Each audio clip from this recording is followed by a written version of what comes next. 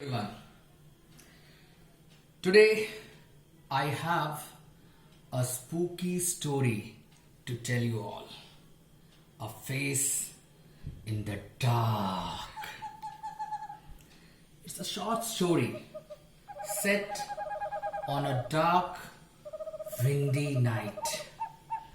The author, Ruskin Bond, once remarked that while he does not believe in ghosts, he sees them almost everywhere all the time.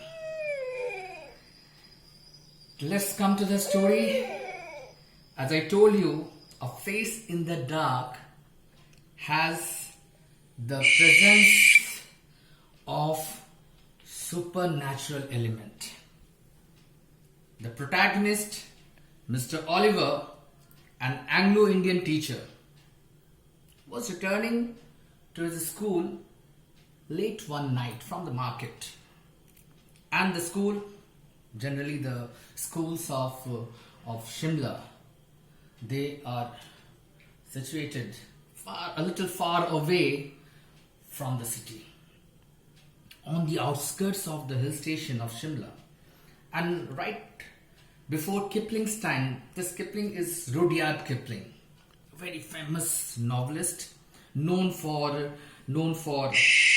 his great creation, The Jungle Book. Who doesn't know the name Mowgli?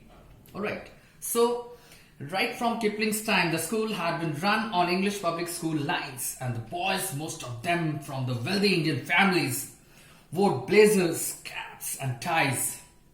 Life magazine, in a feature on India, had once called it a town of the East. So it's a metaphor. It's a metaphor. Here the school where Mr. Oliver was working is compared with the most elite schools of England. Alright. So the Shimla Bazaar with its cinemas and restaurants was about 3 miles from their school. That means Mr. Oliver was returning right from 3 miles away from his school. He was coming back to his school.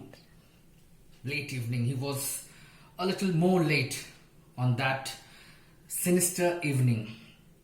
A bachelor, he usually strolled into the town in the evening, returning after dark when he would take a shortcut through the pine forest. So in a very relaxed manner, he was coming back. When there was a strong wind, the pine trees made sad, eerie sounds, and that kept most people to the main road. So there was a strange and frightening sound which keeps most of the people to the main road. But Mr. Oliver was not a nervous or imaginative man like our Ruskin Bond. Right. He carried a torch, and his gleam, the batteries were running down. Light fell on the figure of Paul, who was sitting alone on a rock. Mr. Oliver stopped. Boys were not supposed to be out after dark. He saw a little boy, and that too in the dark, in the mid of the pine forest, right in the midst of the pine forest. He saw that little boy. "What are you doing out here, boy?" asked Mr. Oliver sharply, moving closer so that he could recognize the miscreant. Some mischief which has been done by a child. They are called miscreant. So the boy appeared to be crying. His head hung down. He held his face right on his hands, and his body shook convulsively. It was a strange, soundless weeping. And Mr. Oliver felt a little it was really unpleasant to look at. Distinctly uneasy he was feeling. "Well, what's the matter?" He asked his anger giving way to concern. He was a little more concerned. "What are you crying for?" The boy would not answer or look up. His body continued to be raked with the silent sobbing. He was sobbing. The child was sobbing. Come on, boy, you should not be out here at this hour. It's already too late. Tell me the trouble. Look up. The boy looked up. He took his hands from his face and looked up at his teacher. The light from Mr. Oliver's torch fell on the boy's face, if you could call it a face. It had no eyes, ears, nose or mouth.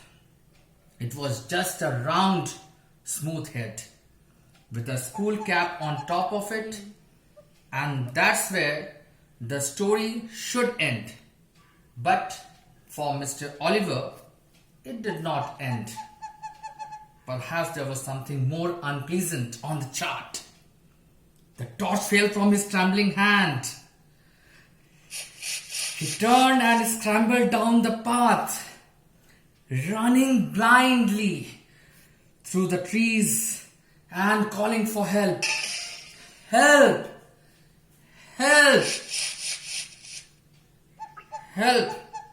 He was still running towards the school building when he saw a lantern swinging in the middle of the path. Mr. Oliver stumbled up to the watchman, gasping for breath. "What is it, sir?" asked the watchman. "Has there been an accident? Why are you running?" I saw something dreadful. A boy whipping in the forest, and he had no face. Absolutely faceless. No face, sir. No eyes. No nose. No ears. Mouth. Nothing. "Do you mean it was like this, sir?" asked the watchman, and raised the lamp to his own face. The watchman had no eyes, no ears, no features at all, not even an eyebrow. And that's when the wind blew the lamp out. Start. Sorry, student. I'll catch you soon. I'm stopping my story here. Bye.